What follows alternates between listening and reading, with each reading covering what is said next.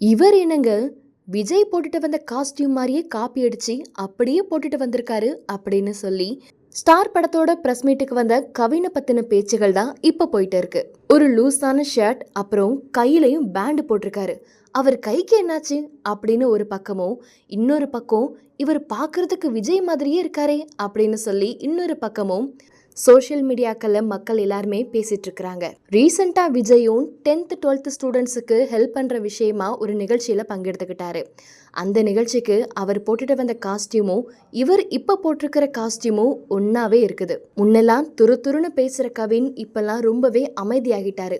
இதுக்கு யார் காரணம்? ஒருவேளை இவரு சிவகார்த்திகேயனை ஃபாலோ பண்றாரா அப்படின்னு சொல்லியும் பேசிட்டு இருக்கிறாங்க. டாடா படத்து மூலமா மக்கள் மத்தியில ஒரு மிகப்பெரிய வரவேற்பை பெற்ற கவின், அதுக்கப்புறம் அவர் செலக்ட் பண்ணக்கூடிய அத்தனை படங்களை பத்தியும் மக்கள் மத்தியில பேசப்பட்டுட்டே இருக்குது. அதுவும் ஸ்டார் மூவியோட ட்ரெய்லர் வந்ததுக்கு அப்புறம் இவர் தமிழ் சினிமாவில் ஏதோ ஒன்று பண்ண போறாருப்பா அப்படின்னு சொல்லி அவரோட ஃபேன்ஸ் மட்டும் இல்லாம சினிமா கனவை நோக்கி ஓடிட்டு இருக்கிற நிறைய பேரும் இந்த படத்தை எதிர்பார்த்துட்டு இருக்கிறாங்க. இப்படி இருக்க இவரோட இந்த காஸ்டியூமும் இந்த அமைதியும் இவரோட ஸ்ட்ராட்டர்ஜியா இல்லை அது அவரோட புத்திசாலித்தனமான மக்கள் மத்தியில் ஒரு சின்ன கேள்வி இருக்குது.